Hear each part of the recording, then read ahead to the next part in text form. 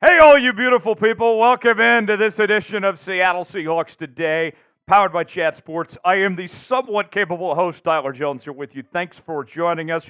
Rookie Minicamp is almost here. Our first glimpse at seeing the newest members of your Seattle Seahawks. Coming up on today's show, we'll give you a full preview with 5 things to watch for from a rookie minicamp here on today's show. Before we get to that, folks, we are getting so close to 52,000 subscribers here on Seattle Seahawks Today. No one else is covering this team like we are here on Seahawks Today.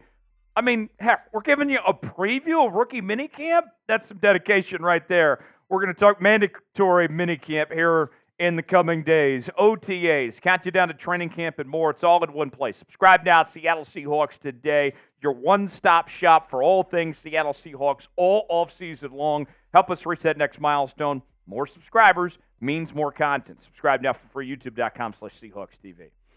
All right, what to watch for? I got 5 things. Let's start number 1 with the biggest name rookies for your Seattle Seahawks. Their first 2 selections, Byron Murphy and Christian Haynes, officially making their debuts in Seattle as we will see them put on the Seahawks dugs for the very first time. Byron Murphy, of course, a lot of hype around him. The Seahawks' first-round pick out of the University of Texas, first-team All-Big 12 selection, Big 12 Defensive Lineman of the Year, and the number 2 overall defensive tackle this past season in college football by PFF. Mel Hennem was the number 1 defensive tackle in this year's draft. It feels like, and I don't think this is a stretch in me saying this, the arrival of Byron Murphy feels like our savior is here, right? There should be a parade, manna in the streets or something, because Byron Murphy's arrival feels like it is, if everything lives up to the hype anyway, is going to fix a lot of issues and a lot of concerns with this Seahawks defense, specifically when it comes to the interior of the defensive line and stopping the run. It should be a hero's welcome for Byron Murphy this weekend to Renton there at the practice facility. Meanwhile, Christian Haynes, a lot of excitement about him as well. The Seahawks selected him in the 3rd round, and he'll be competing for the Seahawks starting right guard spot there with Anthony Bradford. And what a story for this guy. He was UConn's first ever All-American in program history, 2-time third-teamer in 2022 and in 2023, and significant value. The Seahawks were not expecting him to be available when they picked there in the 3rd round, as he was the 59th best player in this draft, according to Mel, and there he was sitting, waiting for the Seahawks to select him. Overall grade, pretty solid, 80.2 according to PFF, allowed just 1 sack, 1 hit, 10 hurries, and 4 penalties. I'm excited to see what he does and to get him in that Seahawks uniform for the very first time here this weekend. Who's going to have the bigger impact in their rookie season this year? Is it going to be Byron Murphy or is it going to be Christian Haynes? Let me know in the comments section. Type M for Byron Murphy. Type H for Christian Haynes. Let us know in the comments section below. Number 2 on our what to watch for list. This is the first time, believe it or not, that we're actually going to see Mike Macdonald in coaching form, right? On a practice field in coaching form. This is going to be a first. We've seen him do the press conferences. We've seen him in the draft room and talk about personnel decisions and all that. Now he finally actually gets to do what he was mostly hired for and be a head coach. I'm intrigued for that. From a content perspective, I'm glad we actually get some photos of him now in some actual coaching gear. That makes our life easier and such. Not have to use Photoshops like this very good one you see on your screen right now. But finally, we've been waiting for this, for Mike Macdonald to get in the Seahawks attire and to really just coach up these guys and see the beginning of this thing finally happen. For me, there's some excitement there. The draft in the books. Now you look forward, and this feels like the passing of the baton now, right? John Schneider was the leader of the offseason, getting this team with the plan of action through free agency and the draft. Now this is the point where Mike Macdonald takes over, and this is his team now to push this team forward from here. And you know, we've seen people complaining about him removing the photos in the office and all that. Like, I'm tired of that BS. Let's just play football. Let's see Mike Macdonald coach these guys up and where things go from here. Macdonald had this to say on the Seahawks draft, working with the Seahawks staff, getting the players that they ultimately selected. You get into it, you dive in head first. I think the thing I like everyone to know is how awesome our process is. We've assembled an incredible personnel staff. Being able to create alignment in just a short amount of time was just unique, and I felt a lot of trust. So Mike Macdonald feeling very comfortable there in Seattle. Speaking of rookies for the Seattle Seahawks, Byron Murphy jerseys are on sale now at chatsports.com/Murphy. You can get yours today, men's and women's sizes available. Also different options, the home, the away uniform, and more. And I believe Byron Murphy's going to wear the number 91. And so when that officially happens, then those 91 jerseys are the ones that will be available that you will ultimately get there if you order one of these jerseys. Get yours now, chatsports.com/Murphy to get yours today. The link is in the comments and description of today's video. That's chatsports.com/Byron Murphy.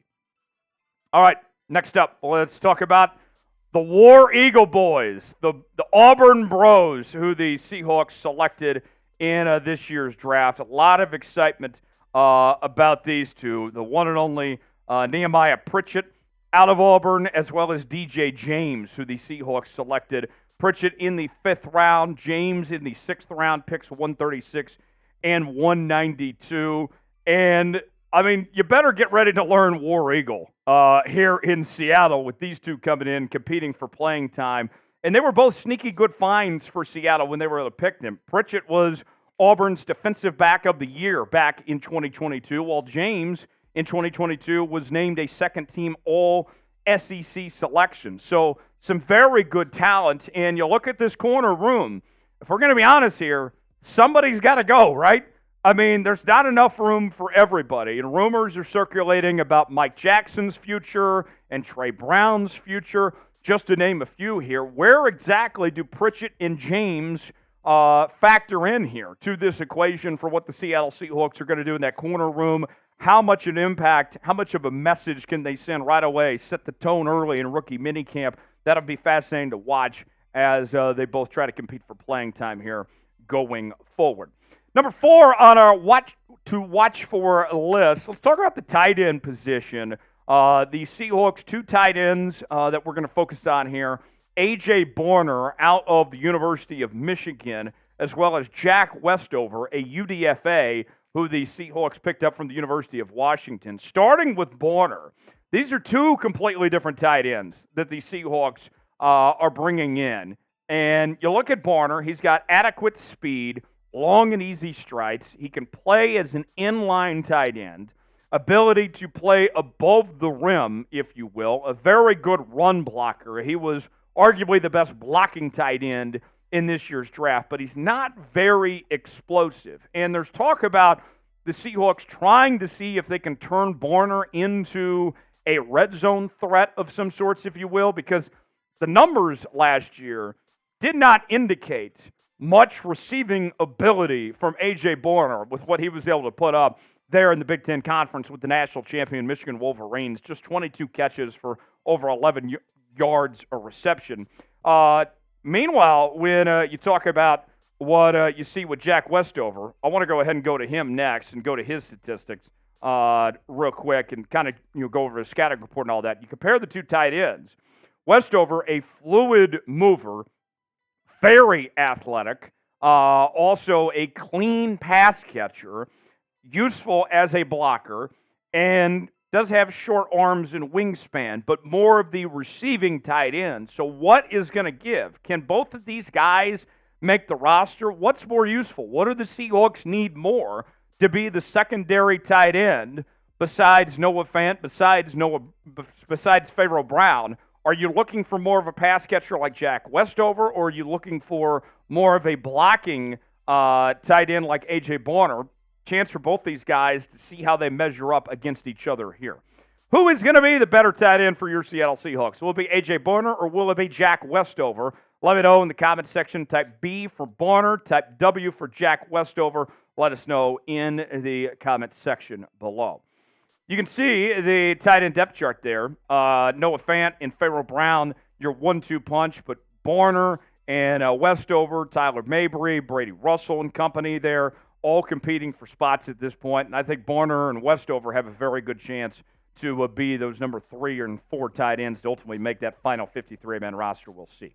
Last on our list of what to watch for from rookie minicamp for your Seattle Seahawks, Taulia Tagovailoa from Maryland. The brother, of course, of Tua Tagovailoa, the Miami Dolphins quarterback. He has been invited to rookie minicamp, not signed as a UDFA, but did get a rookie minicamp invite after leading the Big Ten in passing yardage for his career, as well as completion percentage, and had flashes, right? 30 touchdowns this past year, 11 interceptions, but can he put it all together? Can he find himself earning a potential spot on this Seahawks roster, the 90-man going forward, then figuring things out from there? What is going to come of this rookie minicamp for Taulia Tagovailoa here? The scouting report on Taulia: impressive velocity in short range, tough competitor who plays to win. His arm strength is near average. Footwork can be a bit staggered. He is a bit of an erratic decision maker at times. So we'll see if the Seahawks ultimately sign him or not. A lot to prove for him this weekend here at rookie minicamp. What do you guys think? Will the Seahawks end up signing Taulia, or will they ultimately let him go elsewhere?